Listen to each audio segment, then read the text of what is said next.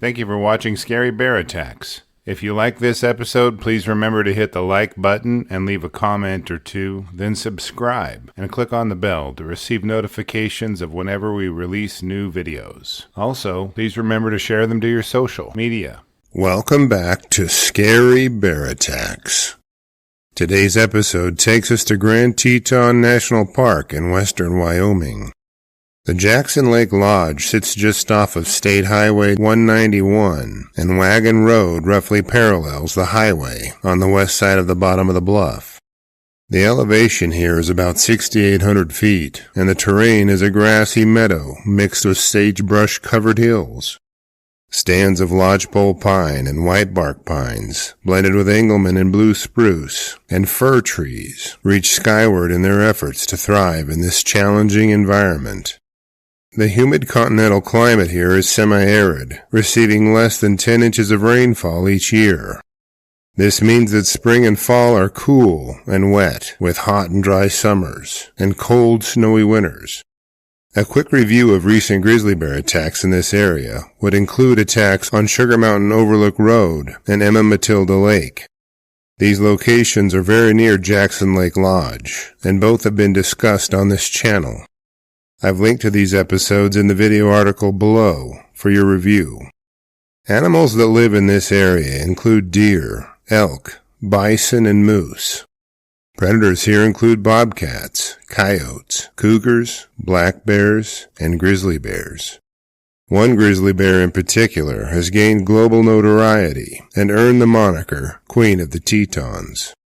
This sow grizzly was known by wildlife officers as Grizzly 399 and was known to frequent the area around Jackson Lake Lodge. As soon as social media caught on around 2009, Bear 399 became a sort of celebrity as park rangers and visitors posted videos and pictures of her and her cubs. You see, Bear 399 utilized a clever strategy we've discussed previously on this channel many times. She somehow understood that raising her cubs near human beings provided a degree of safety from boar grizzly bears, who would kill her cubs to get the chance to breed with her. It has been noted that sows that raise their cubs near human habitation have more cubs survive to adulthood and have larger cubs and larger litters. This tendency brought her into the limelight as it exposed her to hundreds of visitors who shared her pictures and videos on Facebook and Instagram, where she had 60,000 followers. Each spring, Bear 399 would parade her cubs to curious onlookers for 10 years, leaving visitors with a sense of affection for the bears. Her litters of cubs added 18 little bears to the area, but what lessons did those little bears take away from their time with their mother? You see, she had a checkered past in a way, but that started in the year 2007. In mid-June of 2007, 54-year-old Dennis Denbos was attending a conference at Jackson Lake Lodge. He lived in Lander and enjoyed climbing, hiking, and just about anything outside in nature. Denbos was a teacher as well as a learner. Now, Dennis enjoyed exercising first thing in the morning, so on his last day at the conference, he decided to stretch his legs a bit and take in the sights. He knew breakfast would be served at 7 a.m., so at 5 a.m. he headed out to watch the sunrise and enjoy the fresh air. Before Dennis could leave the lodge, he spoke with one of the workers at the desk. He asked if they had bear spray he could check out for a while. They instead offered him a really great deal on his choice of bear spray brands from the gift shop. Having some at home, Dennis declined their generous offer and figured he would be safe if he stayed near the lodge. He made sure to let them know what he was up to and received a warning about bear activity in the area around the lodge. They advised him that grizzlies had been seen to the north, so he planned a short hike to the south along Wagon Road. Stepping outside, Dennis took in the cool, fresh morning air in the pre-morning twilight. A few hundred yards into his walk, Wagon Road took a turn toward the north, but he didn't seem to notice, given he was distracted by a cow and calf moose trotting across the trail ahead of him. They were running toward the south and acted as if they were alarmed. It dawned on him that it was the first time he'd ever seen a moose running in the park. They'd always been browsing or walking slowly. Cresting a small rise in the trail, a view of the broad meadow opened up. He could see moose and elk grazing in its expanse, and felt the warmth of the sun as it peeked over the horizon. As quiet and unobtrusive as he was, each of the animals seemed to fix their gaze in his direction, toward the north. After his nature fix was fulfilled, Dennis turned his boots back the way he came. He knew that the day would be starting soon, so he padded his way back toward the lodge. Not too far down the trail, Dennis observed a cow elk standing on the trail on which he was walking. She seemed dazed and out of sorts. All the other animals he'd seen this morning were grazing or headed somewhere, but this cow just stood there, staring into the brush. Unbeknownst to Dennis, the cow elk wasn't suffering from some sort of mental fog or confusion. She had just watched Grizzly 399 and her cubs take down her calf only a few yards down the trail. Paralyzed with the desire to protect her calf conflicting with self-preservation, the cow was motionless as Dennis approached. Still mesmerized by the curious cow, Dennis was lost in thought for a moment until something snapped him back to reality. A quick pop of the brush several yards ahead of him lifted his vision from the trail. As his eyes focused, his field of view was filled with a terrifying sight. He watched as a full-grown sow grizzly bear galloped toward him along the road. Her muscles and fur rippled with each bound toward the man, and in the blurry background he could see 3 fuzzy cub faces peeking from the brush. Dennis immediately knew that he had ran into the bear the desk clerk had warned him was in the area. The sow was on a dead run toward him, and as she approached, he yelled and stepped back, watching her skid to a stop a few yards past him. One of the benefits of adrenaline filled the moment with awe and a sense of horrific poetry. The bear was backlit by the sunrise, and the rays highlighted her silver-tipped fur. Every detail of the terrifying moment was noted in his mind as he searched for a way to escape. As soon as she stopped skidding, the bear glared intensely in Dennis's direction for a few seconds. You've heard of the fight-or-flight reaction, but Dennis was disciplined enough to stay still and do neither. In his mind, he couldn't get far enough away from the grizzly and her cubs. In subconscious obedience to fear, he took several small steps backward, hoping the space would be enough. Standing on a small rise in the road, Dennis towered over the bear by a few feet, but stepping back caused him to slide down the shoulder of the road to a lower position. The sow recognized an opportunity to attack as soon as Dennis scrambled to keep his footing. She charged toward him, and he knew his only hope was to play dead. Hitting top speed in a few bounds is easy for a grizzly bear, but stopping is a different matter. Dennis dove toward the ground as the sow slid past him once again. Laying on the ground, he was no longer as imposing as he was while standing.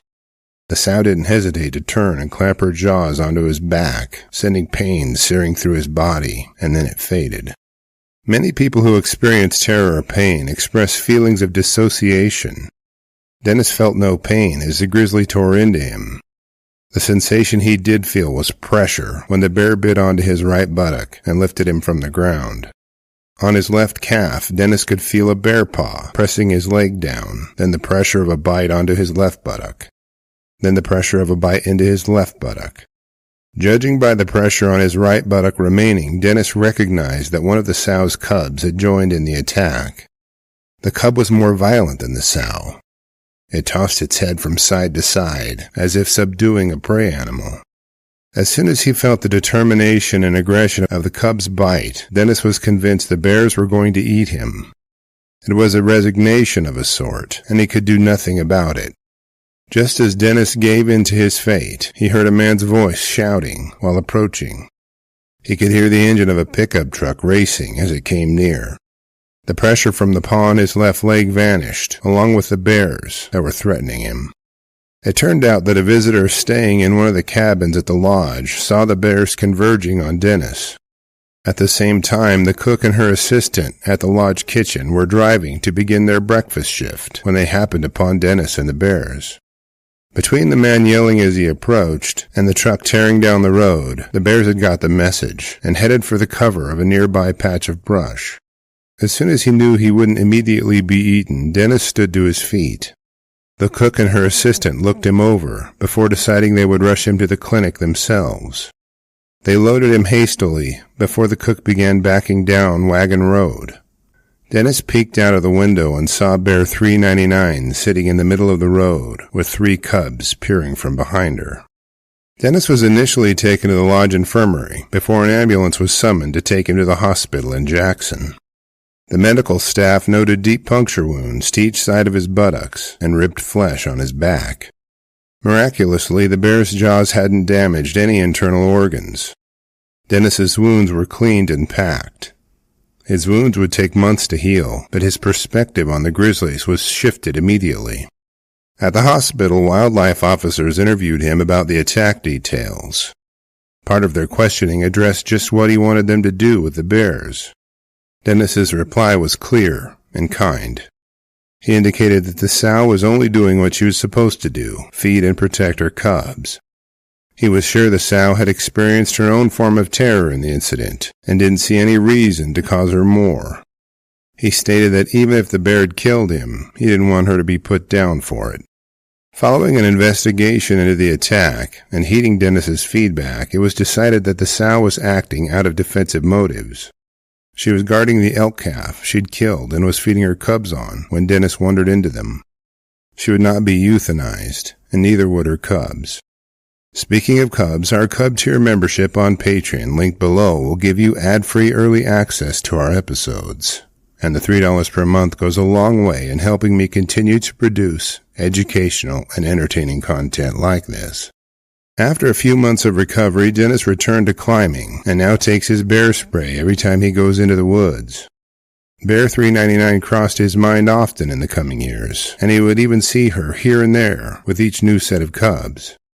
On Tuesday, October 22, 2024, Bear 399, also known as the Queen of the Tetons, was struck by a car and died instantly, leaving her cubs orphans. Dennis was in Greece on a climbing trip at the time of her demise. He was struck with sadness after hearing of her death and enjoying her rise to global fame as a grizzly mama. That bear changed his life, just doing what she was supposed to do, protecting her cubs. After reviewing the facts surrounding this episode, I'm left with a few questions for you. If Dennis had packed his bear spray, would it have changed the outcome of this attack and possibly impacted her eventual fame? Would she have moved away from human habitation to raise her cubs? Did the cub that joined her in attacking Dennis learn to predate on people, even though its mother was not? Was Bear 399 or any of her cubs involved in the other attacks mentioned on Sugar Mountain Overlook Road or Emma Matilda Lake? Some things are better left unknown, I guess. I will gladly read and reply to your thoughts, so post them in the comments section below, and let's talk about it. Thank you for watching Scary Bear Attacks. If you've enjoyed this episode, please consider clicking on the like button and clicking on the bell icon. We'll help you know when we post our new episodes. Posting our video links to your social media profiles furthers awareness, and it's fun. We slashed our prices in our merch store, linked below, so check out the bargains there while you shop. As a member of our human community, remember to adventure bravely and be careful out there, especially in bear country.